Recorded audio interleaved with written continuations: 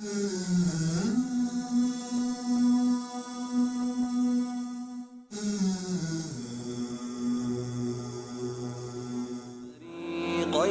من عرب ومن عجم مولاي صل وسلم دائما أبدا. بسم الله الرحمن الرحيم. السلام عليكم ورحمة الله وبركاته. الحمد لله رب العالمين. به أستعين على أمور الدنيا والدين. أشهد أن لا إله إلا الله وحده لا شريك له. وأشهد أن محمدا عبده ورسوله. Salawatullahi wa salamuhu wa barakatuhu alaih wa ala alihi wa sahbihi wa man tabi'ahum bi ihsanin ila yaumiddin. Amma ba'd. Bapak Ibu, saudara-saudari sekalian, ikhwani dan akhwati fid din, hafizakumullah. Rasulullah sallallahu alaihi wa alihi wasallam menyampaikan risalah, menyampaikan agama yang Allah Subhanahu wa taala turunkan kepada beliau lewat media wahyu. Wahyu yang pertama beliau terima adalah surah Al-Alaq. Allah berfirman, a'udzubillahi minasyaitonir rajim. Iqra bismi rabbikal ladzi khalaq. Bacalah dengan nama Allah Tuhanmu yang menciptakan. Khalaqal insana min 'alaq. Menciptakan manusia dari segumpal darah. Setelah berlalu wahyu tersebut beberapa lama, hingga akhirnya Rasulullah sallallahu alaihi wasallam mendapatkan wahyu kembali dan mengangkat Nabi sebagai Rasul, utusan Allah Subhanahu wa ta'ala kepada umat manusia, yaitu firman Allah dalam surah Al-Muddathir, ya ayyuhal muddathir qum fa'anzir. Perintah untuk memberi peringatan, mengingatkan umat manusia agar kembali kepada fitrah kesucian mereka. Di tengah masyarakat yang hidup dalam kegelapan, disebut sebagai masa dan periode jahiliyah.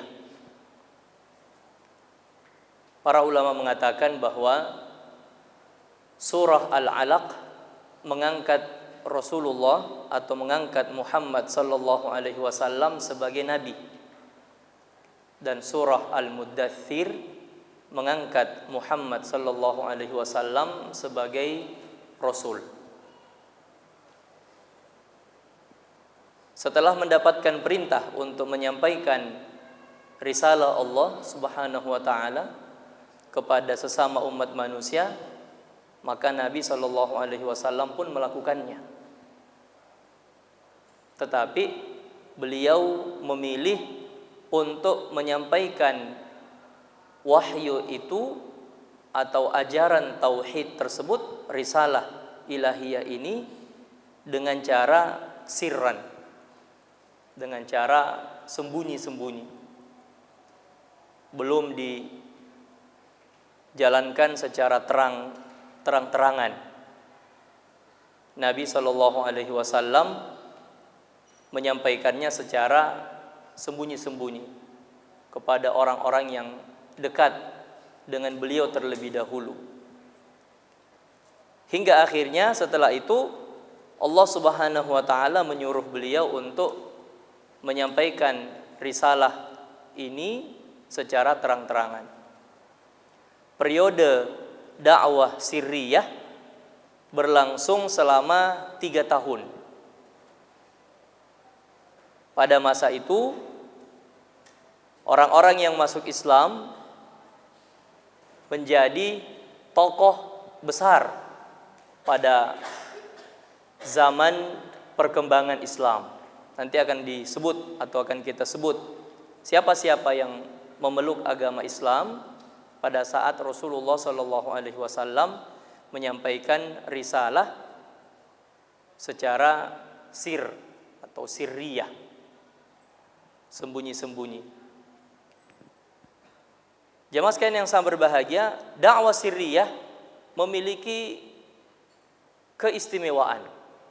Ada keistimewaan dakwah sirriyah atau dakwah yang Nabi sampaikan secara sembunyi-sembunyi pada awal beliau diperintahkan untuk menyampaikan agama. Di sini disebutkan penulis buku yang kita baca ini, yaitu Syekh Dr. Yahya Al-Yahya, menyebutkan hikmah di balik perintah dan pelaksanaan dakwah secara sirriyah, secara sembunyi-sembunyi. Yang pertama, hikmahnya adalah lebih ringan dan lebih mudah bagi Nabi Shallallahu Alaihi Wasallam untuk menyampaikannya, sebab menghadapi musuh yang berat. Musuh yang berat. Kita bisa bayangkan ketika Rasulullah Shallallahu Alaihi Wasallam mendapatkan wahyu, itu sudah memiliki penentang. Turun surah Al-Alaq, sudah ada penentangan ya dari penduduk kota Mekah. Turun lagi surah Al-Mudaththir, tentu penentangannya lebih besar. Sedangkan pada saat itu Rasulullah Shallallahu Alaihi Wasallam masih seorang diri, atau memiliki pengikut tetapi sebatas orang yang sangat dekat sama beliau, istri beliau, adik sepupu beliau Ali bin Abi Thalib radhiyallahu anhu, sehingga perlu penyiapan untuk menyampaikan agama ini secara kencang ya, dengan dengan terang-terangan. Maka dimulailah dulu dengan fase dan periode sirriyah itu, sembunyi-sembunyi dulu. Nabi hubungi orang per orang, sampaikan ini agama Allah, ini pesan yang datang dari Allah. Allah suka untuk diesakan, tidak suka untuk dipersekutukan atau disembah bersama dengan sekutu, disekutukan. Allah tidak suka. Nabi sampaikan secara sembunyi-sembunyi terlebih dahulu. Ini yang pertama, hikmah yang pertama. Ada keringanan dan memulai segala sesuatu tentu saja juga dari tahap yang lebih ringan dulu, yang paling ringan dulu. Tidak langsung yang berat-berat. Ini menjadi pelajaran bagi kita juga bahwa dakwah itu dilakukan secara tadarruj, secara bertingkat, bermarhalah. Bukan hanya menerima ajaran dakwah itu diajarkan atau disampaikan oleh Nabi Shallallahu Alaihi Wasallam secara tadarruj, ya, secara bertingkat, bertahap, tetapi juga penyampaian dakwah itu harus bertahap, atau cara menyampaikannya juga harus bertahap. Supaya apa? Kalau tahu bahwa di hadapannya adalah musuh yang berat, ya tentu saja tidak boleh gegabah. Maka dimulai pertama kali dengan dakwah sirriyah sebagai tahap pertama ya untuk penyebaran agama itu. Yang kedua, di sini beliau mengatakan istata'ar Rasul sallallahu alaihi wasallam fi hadhihi al-fatrah an yastaqtiba atba'an wa ansaran lid-da'wati tamakkana min tarbiyatihim wal inayati bihim fakanu aunin wa sanadin lahu ba'dal jahri bid-da'wah. Setiap orang yang hendak melakukan suatu pekerjaan besar tentu membutuhkan tim kecil. Orang-orang yang memang pertama satu pemahaman, yang kedua adalah satu pandangan, yang ketiga adalah satu gerakan, ya, satu komando, satu gerakan. Nah, Rasulullah Shallallahu Alaihi Wasallam juga menyiapkan itu. Dakwah sirriyah Nabi lakukan dengan mendakwai orang-orang yang memang menjadi tim kecil itu. Jadi Nabi Shallallahu Alaihi Wasallam mengajak istrinya, Nabi mengajak sahabat setianya, Nabi mengajak dari kalangan anak muda, Nabi mengajak dari kalangan budak, orang-orang yang memang nanti menjadi tim, ya, menjadi penolong, ya. Menjadi dalam bahasa hadisnya disebut sebagai hawari, ya.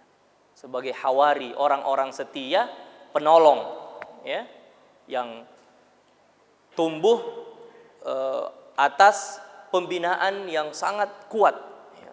Jadi bukan hanya intensif saja pembinaannya itu, pendidikan dari Nabi, tapi memang sangat kuat, ditempa betul langsung oleh Rasulullah Sallallahu Alaihi Wasallam. Akhirnya mereka menjadi orang-orang yang di sini beliau katakan fakanu khaira aunin wa sanadin lahu ba'dal jahri bid-da'wah. Inilah nanti akan menjadi golongan penolong yang sangat kuat. Nabi punya sandaran, ya, yang kuat dari kalangan umat manusia ketika setelah fase itu selesai, Nabi terang-terangan menyampaikan agama. Bukan hanya itu, tetapi tim ini juga atau kelompok kecil ini juga kelompok khusus yang langsung ditangani pendidikannya oleh Rasulullah Sallallahu Alaihi Wasallam. Ini juga yang nanti akan menyampaikan agama secara kuat juga, secara kencang juga. Kita angkat sebagai contoh misalnya, sahabat yang paling setia bersama Nabi Sallallahu Alaihi Wasallam sejak awal adalah Abu Bakar Siddiq radhiyallahu anhu. Nabi sangat paham sifat Abu Bakar Siddiq.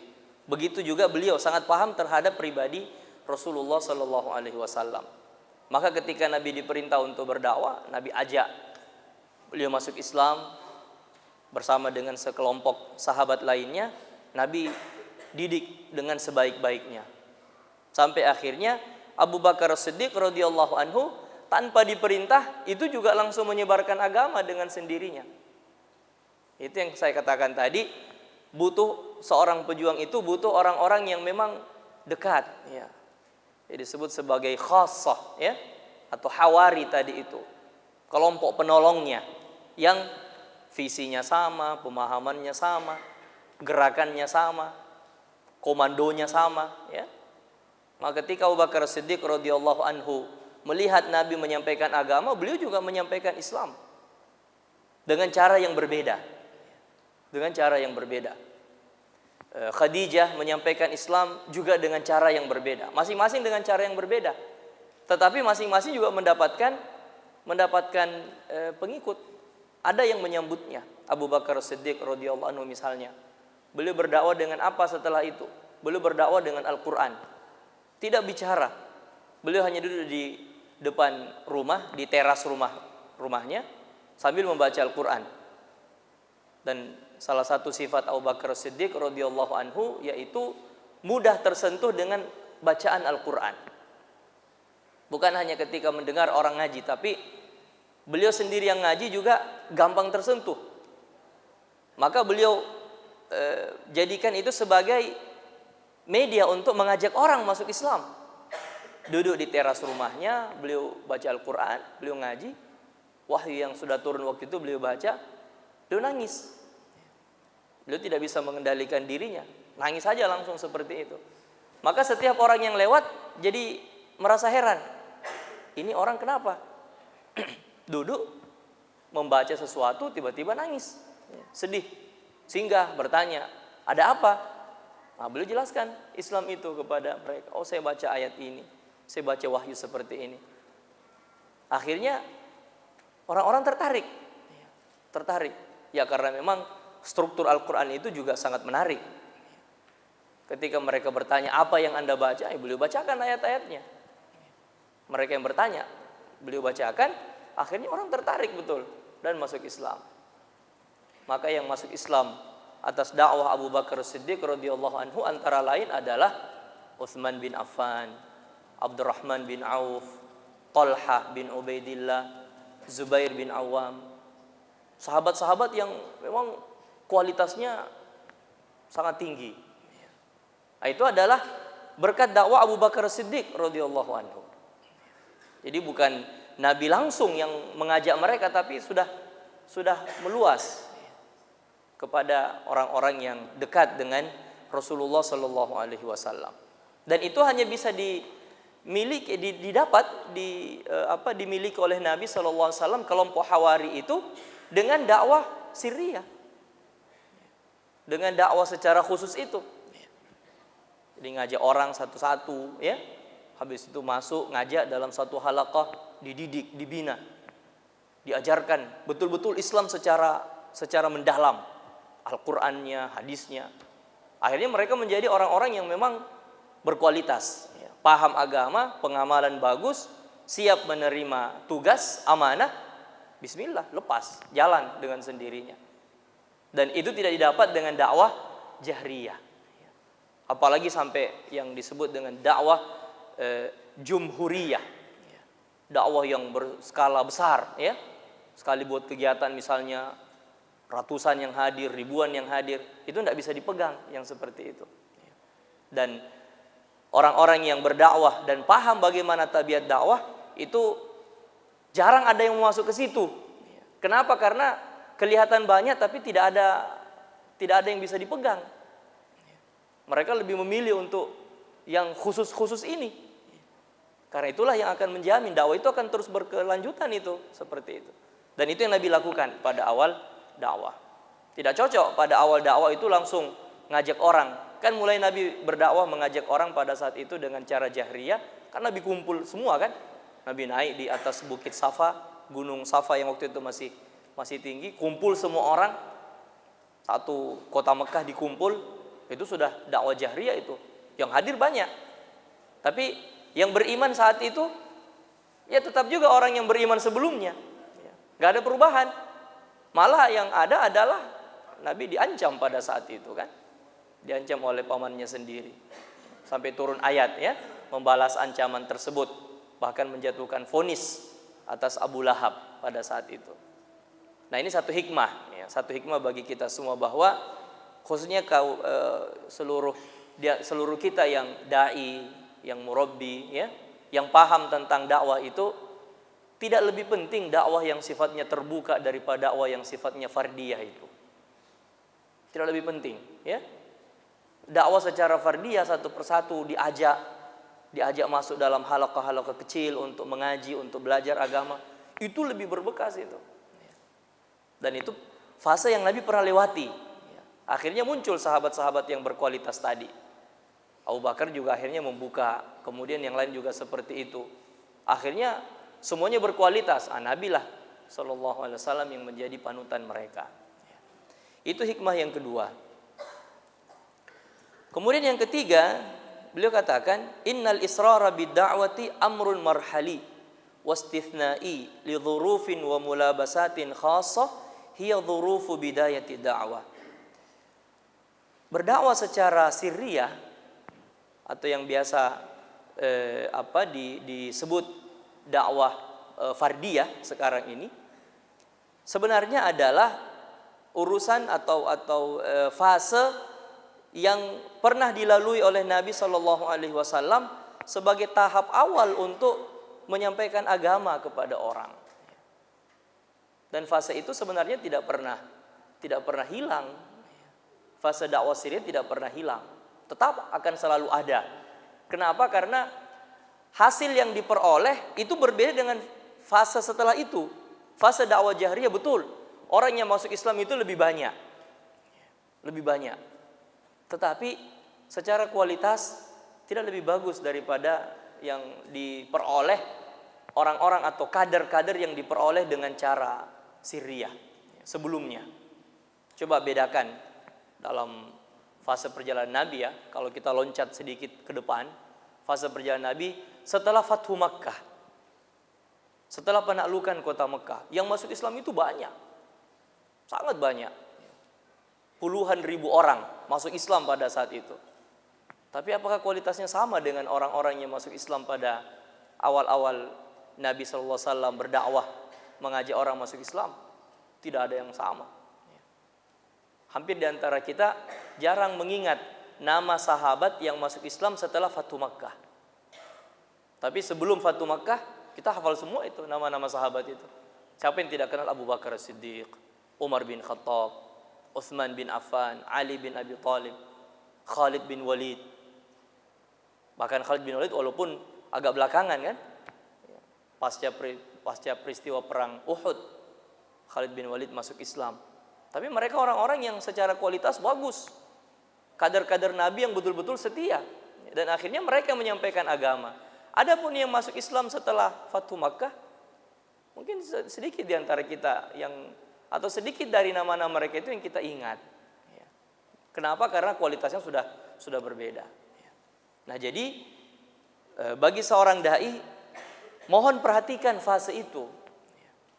Apakah itu bisa dianggap sebagai fase awal ya, atau tetap menjadi fase yang harus selalu ada ya, untuk menjamin eksistensi dakwah ini tetap tegak,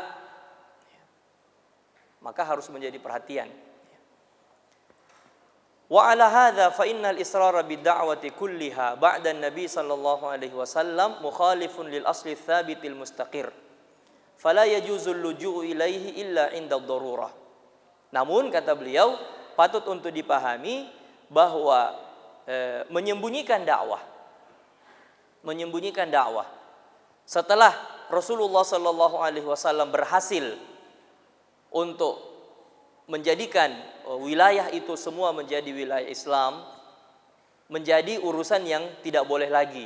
Beliau katakan, la yajuzul luju'u ilaihi illa 'inda ad-darurah.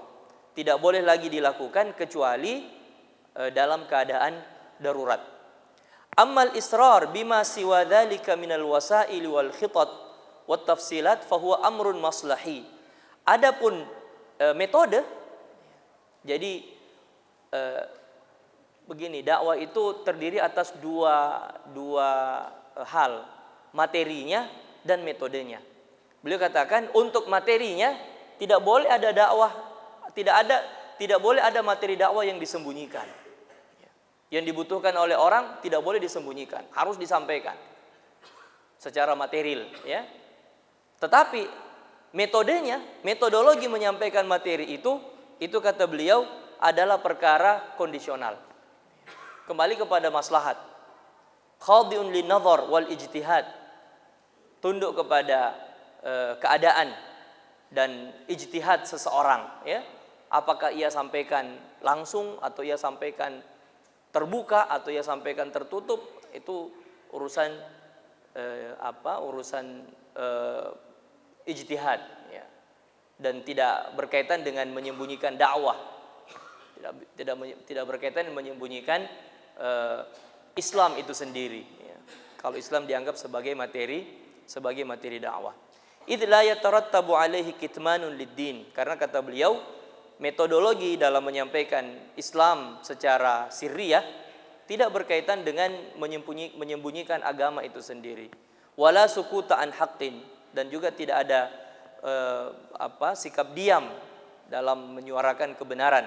Wala yata'allaqu bihi bayanun wa iblagh, dan tidak ada kaitannya dengan penyampaian sama sekali. Walihadza fa inna nabiyya sallallahu alaihi wasallam hatta ba'da an sada'a bid-da'wati wa anzara an-nasa wa 'alana an-nubuwata dhalla yukhfi asya'a katsira la tu'athiru 'ala muhimmatil balaghi wal bayan. Olehnya itu kata beliau, kita temukan Rasulullah sallallahu alaihi wasallam meskipun telah menyampaikan dakwah secara terang-terangan dan mengumumkan, mendeklarasikan tentang kenabian beliau sebagai utusan Allah Subhanahu wa taala, tetap saja beliau kadang-kadang menyembunyikan sesuatu yang tidak berkaitan dengan penyampaian dakwah itu sendiri. Misalnya, ka'ada di atba'i wa aina yajtami'u bihim. Berapa banyak orang yang sudah masuk Islam, Nabi tidak pernah sampaikan kepada orang. Begitu juga di mana Nabi biasa bertemu dengan sahabat-sahabat awal itu. Tidak ada juga yang tahu, ya.